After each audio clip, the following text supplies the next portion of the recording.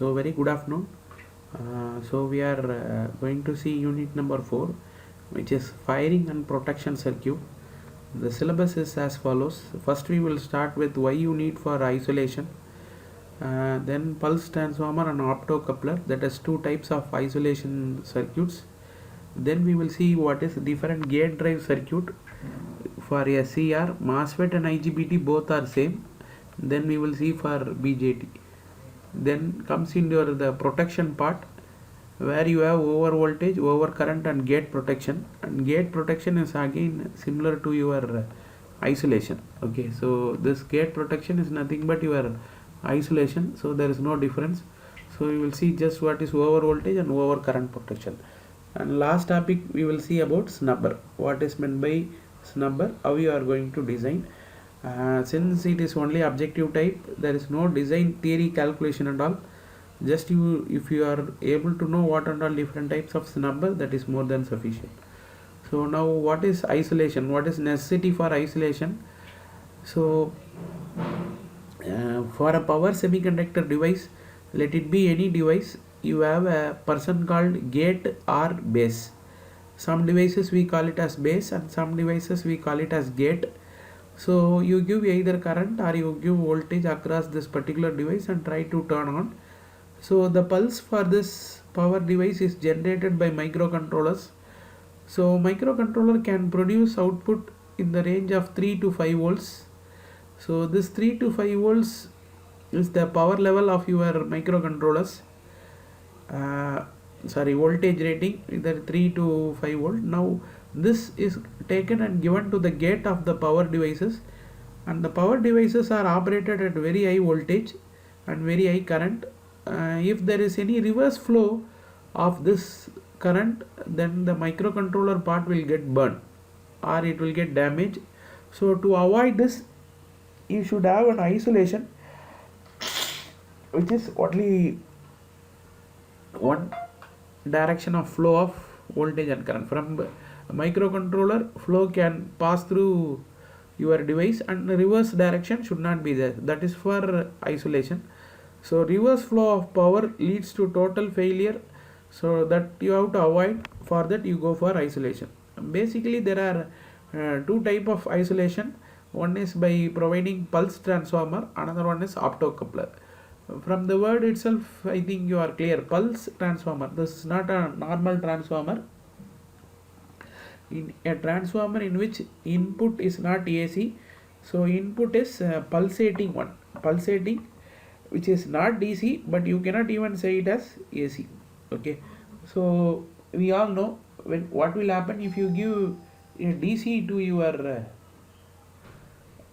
transformer. Whenever you give DC, obviously your transformer gets saturation or your transformer will not work. So here what we are doing is pulse transformer means it is an high frequency device. Okay, high frequency transformer. So high frequency transformer means you have to select a core such that they not get saturation. We all know normal transformer is made up of copper core. So where if you give DC, it will get saturated. In case of this power pulse transformer, I will have some advanced core like ferrite core, toroidal core, nanocrystalline or polycrystalline. What is that core is? All these cores will have high permeability. So if it is high permeability, then your BH curve, the saturation point will increase. So whatever you give on input will be transferred on output without going into saturation. Saturation is if you are operating your transformer in your saturation region, nothing will get transferred from the primary side to the secondary side. So you should be clear, this is not a normal transformer. So this is a transformer which is going to operate at high frequency, as well as the material used for the core of the transformer is not normal copper core, it is a toroidal or ferrite core. Okay, so pulse transformer or transformer that optimize for transmitting rectangular electric pulse. That is what I told. You are not giving AC and you are not given pure DC, you are giving an electric pulse. So this is the circuit diagram of ideal pulse transformer. Usually you might have seen when you keep a dot here, obviously dot of your secondary of the transformer will be on this side. Okay, if it is in the top, it will be in bottom, and we all know anything given as an input to transformer, output will be 180-degree phase shifted in normal transformer, whereas in a pulse transformer that is not the case. There won't be any 180-degree phase shift and all, because I am giving input as a pulse, so output should also be in a positive pulse. It should not go to negative pulse. See, when I give positive pulse here, I should get a positive pulse on my output, then only I can connect it to my device. So to connect to the device, I should have an there should not be any 180-degree phase shift and all, which will be there in normal transformer. So dot should be on the same side. So current entering and current leaving is such that there is no phase shift between the two things. Okay, that you have to take into consideration. And the core which I am using is toroidal core, which is not a normal core. So if normal core, then it will get saturation. The remaining part is same as your equivalent diagram of a normal transformer. Then comes your what will be the voltage drop of a pulse transformer. Since there are some inductor in your transformer and some capacitance effect, due to that obviously there will be a change in the waveform of your voltage output. So even though you give a ideal pulse like this, the output will have a slight rise time, slight oscillation, and then tailing time. All the thing will be there. I cannot avoid this trailing time because it is dv by dt or di by dt, which is nothing but slew rate, which we will call it as response time. Since you give a pulse on the input side of the transformer, it takes some time to respond, and that response is called as trailing time, or we call it as dv by dt, or we call it as slew rate. Okay, so there are some advantage as well as there are some disadvantage with the pulse transformer as an optocoupler, pulse transformer for isolation. So working, the input voltage to the pulse transformer is of discontinuous nature, because I am not giving AC, only DC, so it will be there for duration of time and then it will not be there. The most important requirement of this transformer is that input pulse and the primary should be reproduced as actually at its secondary terminal, shown as a square wave pulse. So this is the first requirement. The pulse width varies from fraction of microseconds to about 25 microseconds. So you can decide. So you cannot go beyond this. We all know F is equal to 1 by T. So they are telling a T should be of 25 microseconds. So you can calculate what is the frequency. So you cannot go beyond a particular frequency when you use pulse transformer for isolation. So for low frequency you can use this, but when you go for high frequency, again pulse transformer cannot be used for isolation purpose. Usually a sufficient time slab between the next pulse appears. So even for repeating pulse, you should have at least some amount of dead time when you are using pulse transformer for isolation. Okay. So transformer analysis is usually carried out in three parts, which is front edge of the pulse, response during the flat top, then after terminal of the pulse, which means what is about T on. So at rising edge of the pulse, how fast the input is traced. Okay, and then how flat at the top of your pulse. When you say pulse, it will have 0 rise time and 0 fall time, and you will have a steady state value. So whereas I cannot get front end pulse of 0 and all, but there will be some amount of time lag. Similarly, after terminal of pulse also will be have some time lag. So how this terms depends, it depends upon the leakage inductance of the transformer. So you have to design a transformer with minimum leakage inductance to have maximum values. Okay, so again this consideration is there when you use pulse transformer for isolation. See, these transformers are used for when you are operating a switch at 50 Hz or slightly in order of some kilo. Okay, when you go for megahertz and all, this is not at all possible. Advantage, it separates high voltage power circuit from low voltage control circuit. So that is the first point. The transformer or high frequency transformer, thus size reduces. See, when you increase the frequency of your signal, obviously the transformer size will come down. I think you might have used in your UG project high frequency transformers, where all will be very small in size. Compared to normal transformer, high frequency transformer will be small in size. These transformer can have more than one secondary side, so you can use it for more device at the same time. That is nothing but when you are using two switches, one switch will not connect when other switch, then you can go with pulse transformer as an isolator itself. But there are some disadvantage. When compared to optocoupler, size of the pulse transformer is big, so that is why we say it as bulk in size. At high frequency, secondary go to saturation, so again that is the disadvantage. Then leakage inductance, I cannot make the leakage inductance to 0, which is not at all possible in case of any transformers. So due to all these disadvantages, I go for a static device. Okay, in static device is nothing but like ICs. So some ICs have been developed so to overcome these issues. That is called optocoupler. From the word again, coupling with the help of light source. Opto means light, coupling means you are interconnecting two portion with the help of light source. So here optocoupler are made up of a light emitting device and a light sensitive device. So you have two type of device. One fellow will try to emit the light and another fellow will try to receive the light. So now what happens is, reverse is not at all possible. See, light sensitive device cannot emit and light emitting device cannot observe. So only one word direction is possible. So pulse from microcontroller can go to power circuit. From power circuit there is no chance for leakage. So this is even better than transformer. Okay, pulse transformer. The light emitter is nearly always an LED.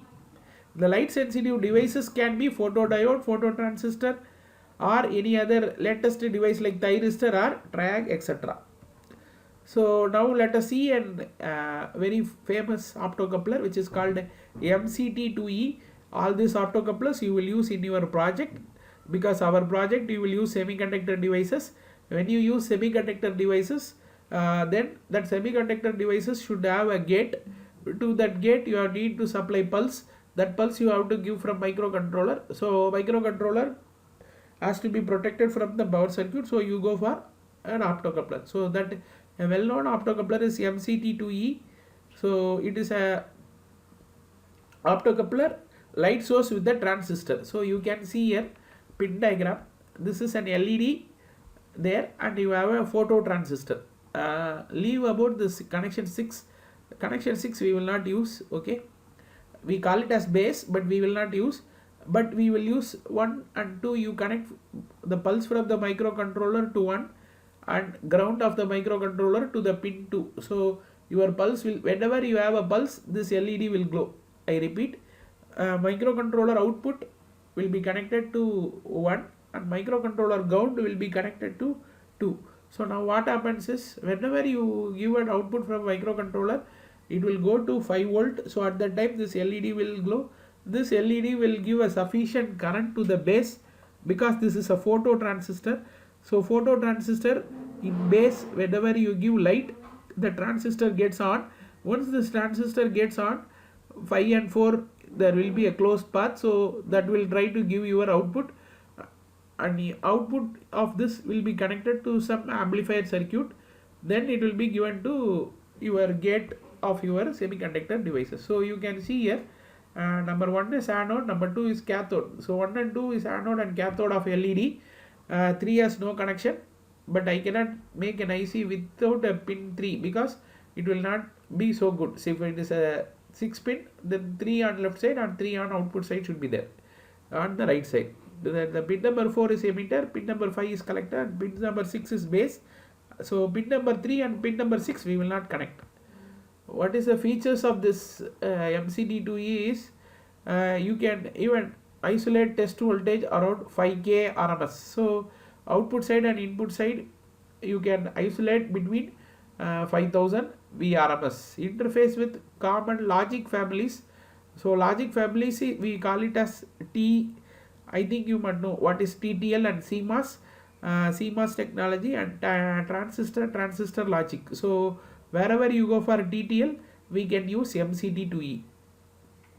The input output coupling capacitor is very less than 0.5 picofarad, so it will allow very fast dV by dt.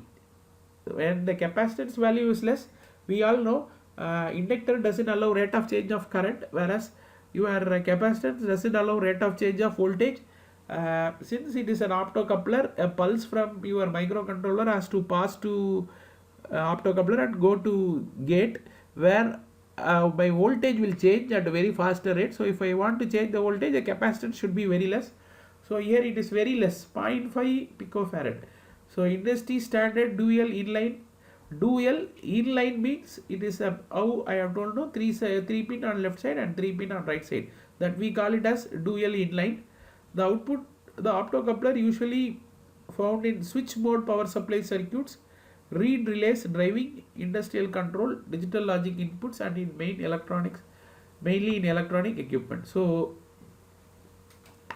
that is what about your optocoupler. Next, let us go to gate drive circuit of SCR. So SCR, I am trying to, what is my gate drive circuit? So this is my SCR of how I am driving my gate. So I will get this from the output of my microcontroller, that is given to a transistor. This is called CMOS technology. When you put only one transistor and when you output emitter is grounded, and when you give collector, then this is called CMOS. When you use two transistor, it will become TTL. They call it as transistor logic. Difference between a CMOS and TTL is TTL are high power level and CMOS is low. Whereas whenever you use CMOS, we call it a signal level. So this is given to your pulse transformer. So whatever may be your pulse voltage, let us assume 5 volt, but I want around 12 volt here with high current rating. So what I will do, I will connect a VCC through R to this, so that now whenever one is coming, the entire VCC will be applied across this transformer primary. So obviously secondary you will get the pulse. Since to avoid uniflow direction, which is not inbuilt in case of transformer, I put a diode. So if I put a diode, then reverse direction is not possible. So that is given to my SCR. So this is gate drive circuit for SCR. If two SCRs are there, if one is opposite of other, which means if on the same leg of the transistor in inverter circuit and all, if this 2 is there, we will go for secondary with the 2 connections. Okay, so with this we will be able to drive true SCRs, but on the same leg is not possible. When you connect it on same leg, it will get short. On opposite legs you can connect. Okay, so for example, if you have an inverter, I think we all know in inverter circuit you will have 4 devices, T1, T2, T3, T4. We know opposite leg, one on top and another on bottom will be turned on. So this on top and this on bottom, you can give the pulse so that it will turn on at the same instant. That will form your circuit. Then comes your gate drive circuit of MOSFET. Now you should know something called totem pole drive, TEM-POL drive. Even for MOSFET they will call base drive circuit will be called as totem pole drive. Here what is that means is two transistors are connected in such a way that, see, for example, if the output is coming as 1 is nothing but logical 1 is 5 volt.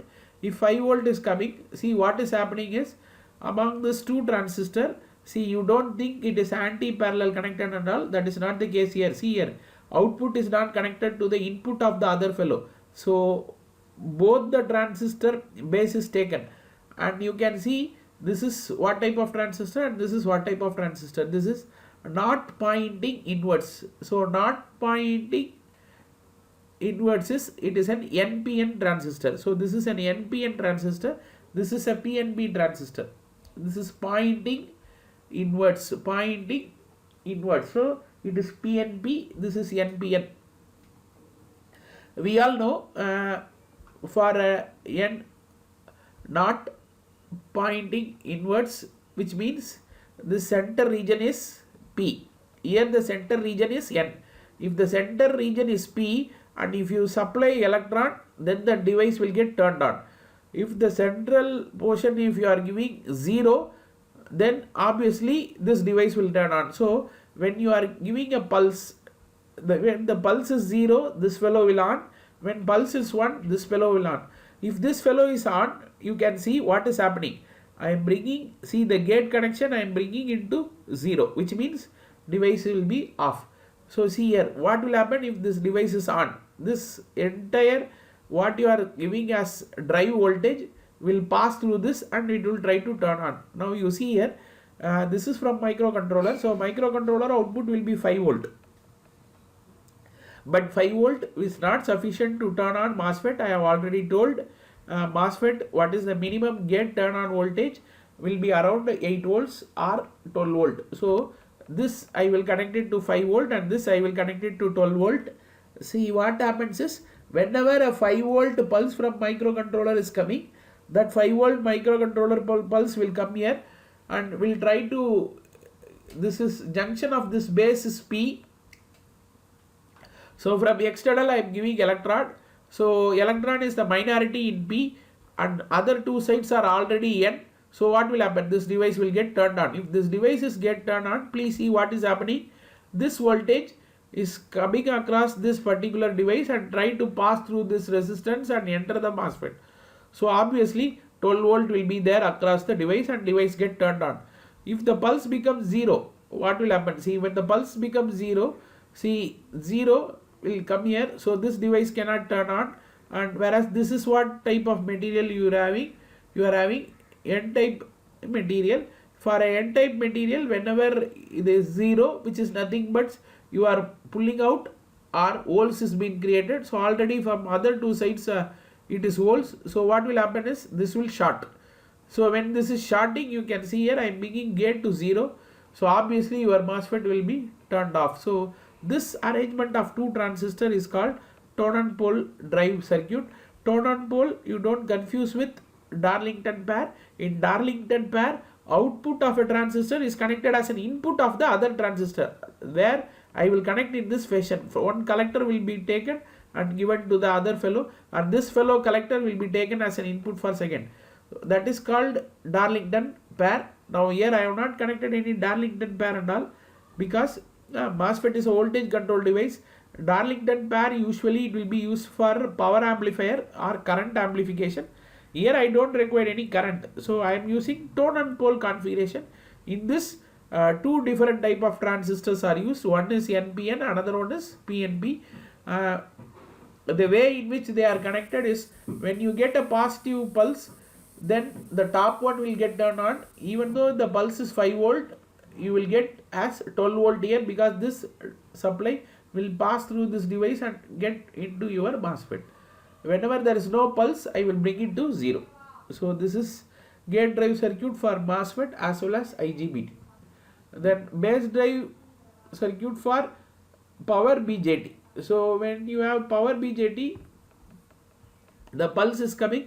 The pulse has to be transferred to your base to turn on. So the circuit is driven from a voltage source with switch between 0 to V volts. The base current is limited by V and R1 plus R2 with the initial current surge to charge up the base limited magnitude by R1. At a turn off, the charge in the capacitor C drives base negative, and which will help in recovery. So initially when you give pulse and when there is off, this will try to flow across this and try to bring all the thing outside. So the device will be turned off. See, I cannot directly turn off, but the current has to become 0. Once the current becomes 0, there will be some minority and making the device to turn on. That minority is alone being pulled out. Don't think that you cannot, please be note that I cannot turn off the device and all. Device can be turned off only if load current falls to 0. See, only I can turn on. Turn off is load current falls to 0. Even load current falls to as reached, there will be some amount of minority charge carriers, because these devices, they are not conducting because of majority, only minority charge carriers are making it to conduct. So obviously that minority has to be pulled out. That is being done by this capacitor. Okay, so that is with respect to this one.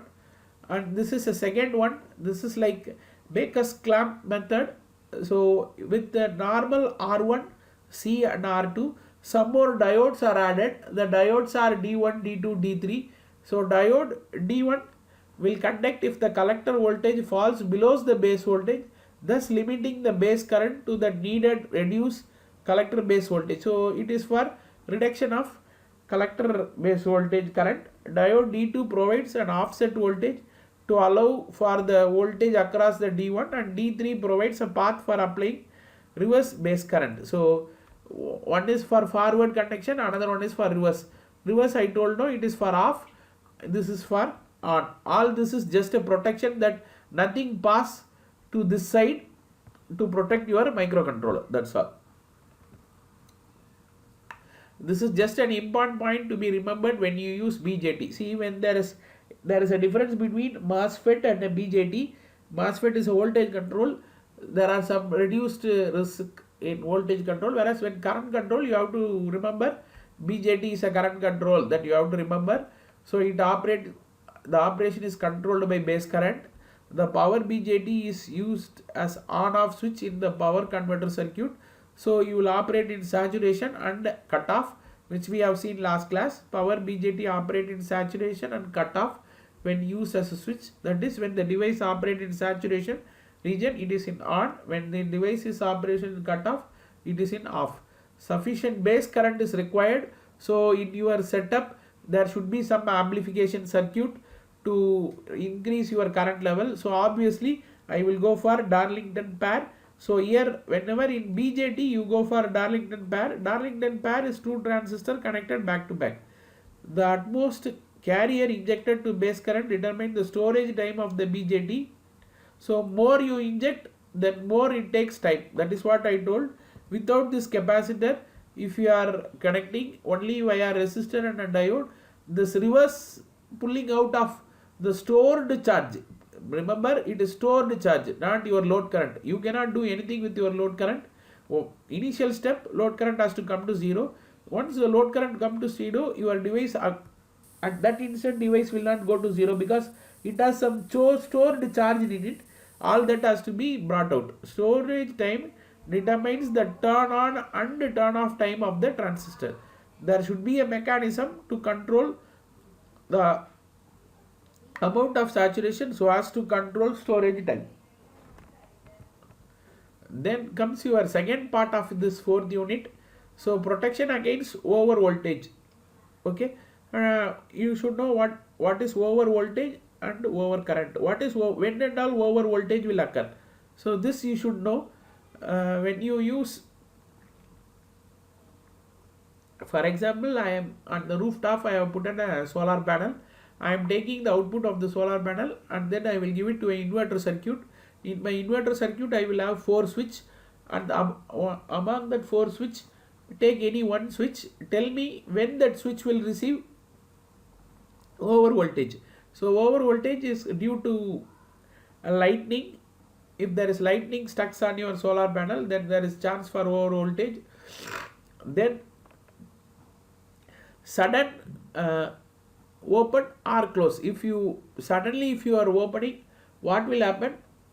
Current comes to 0. If current comes to 0, voltage will rise to infinite, and this will travel as a surge in your lines, and that surge will cause for over voltage. So these devices have failing resistance characteristics when increase in voltage. Therefore these devices provides a low resistance path across the SCR. That is nothing but this thyrector diode. So now this is a diode.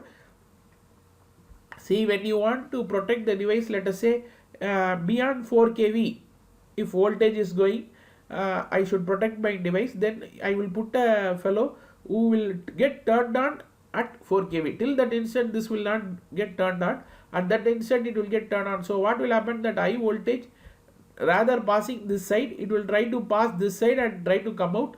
So the device gets protected. Okay. For this, always when you talk about over voltage, over current, your load should be inductive. If it is resistive type, then there is no chance for over voltage or over current. Okay. The figure below shows the protection of SCR against over voltage using a thyristor diode and a snubber network. Snubber, I will say what is meant by snubber and all. Now just for over voltage protection, you use this particular fellow. Again, when for over voltage, I can use circuit breaker also. In circuit breaker, I will have a relaying part where I will continuously monitor the voltage. If the voltage go beyond, then automatically circuit breaker will open. There are so many types of circuit breakers like SF6, then oil, then gas, forced gas, all such thing is there. Recently we use only SF6. So that will have a fast response. Okay. Then comes your over current protection. In over current protection, the only way is you have to put a fuse. So only way for over current protection is you have to put a fuse. So fuse, normal current it will allow. If there is any sudden rise in current, then this fuse will burn. When over current will occur is if there is any short. Short means your load resistance has to come to 0. Suddenly if the resistance come to 0, obviously your voltage will become 0. If the voltage is 0, current will reach its maximum value. So the SCR can be protected against overcurrent by using conventional overcurrent protection device like HRC fuse, then reusable fuse, semiconductor fuse, etc. Contactors, relaying and circuit breakers. Generally for continuous overload and surge for long duration, circuit breakers are employed to protect. So circuit breakers, there are over voltage circuit breaker, over current circuit breaker is also there. For effective tripping of circuit breaker, tripping time must be properly coordinated. I think you all know what is tripping time. So if the current is rising, you have to sit and wait till what instant I have to wait, and then I have to say it is actually current is rising. So that is called tripping time. Okay, so also the larger surge current with a shorter duration. So for proper coordination of fusing time, the subcycle rating must be selected for reliable protection against over voltage as well as over current. So this is about the two. So if this is the device rating, then for the device rating, if you put a circuit breaker, it should be slightly less. If you put fuse, it should be slightly more. And if occurrence is there for more, then similarly you have to go for circuit breaker designing time as well as fuse. Anything less than 10 milliseconds will not be considered as a fault. So you should not operate. So at that instant, you can see here all the three lines coincide. So in that case, I will not wait and see. At that instant itself, I will trip. Okay. So when time is less, I can wait for more. If time is less, if time is less, I can wait for more. If time is not there, I have to operate at faster rate. Then selection of fuse must be rated to carry the full load current continuously. Pulse or marginal overload current for small period. Then I square T rating of fuse must be less than the I square rating of the SCR, which means I square rating is nothing but conversion to E transfer from E transfer. So rating of if there is I square or less is more in case of fuse, then current will not flow across SCR itself. Current will get form of heat across the fuse itself. Okay, during arcing period, fuse voltage must be high in order to force down the current level. After inception of current, fuse must withstand for restrike voltage. So all this you might have studied in protection and switchgear. Then let us move to the last topic of unit number 4, which is called snubber circuit. Snubber circuit is like you put an additional path. So when the snubber is required is when the load is L. See, for example, you take a stepper motor. Stepper motor, you will have coils. So you will excite one by one each coil. How you will excite? You will excite from a microcontroller. first one is excited, and if you are going for second one excitation, the first one excitation should be brought to 0, which means it has to flow in reverse direction, and this reverse direction flow should not affect my device. So you should put a path for that flow to take place, so that it is not flowing across my device. So that is the main purpose of snubber. There are RC's number, then diode's number, and then BJT's number. First of all, RC's number we will see. So you can see this is RC. This is the device. This is inductor. So if you want current to flow in inductor, you will turn on. Once if you turn off, obviously something will be stored in the inductor, and that will try to flow back. So in this direction, if it is flowing, so let us assume in forward the voltage may be around 400, and suddenly if you off, in reverse flow 400 volts will be occurring across the device, and the device may fail, because I have already told device is only a semiconductor. So it is like an insulator. Insulator, if the voltage is beyond the insulator level, the device will fail. So at this time what I will do is, I will try to use this diode and try to use this capacitor and resistor, and I try to discharge entirely in the form of heat. So R is for converting into heat. Now I have polarized, reverse polarized, and unpolarized. For polarized is nothing but only one direction. So that is why you put a diode that one direction take place. In reverse polarized, this will work only if when the inductance is there, and if there is chance for reverse flow of charge. Okay. And unpolarized, I will not use any that diode and all. You can see here only R and C is used. And this unpolarized we will use only if there is two switch connected in parallel. Okay. If only one switch, then we will go only for polarized method.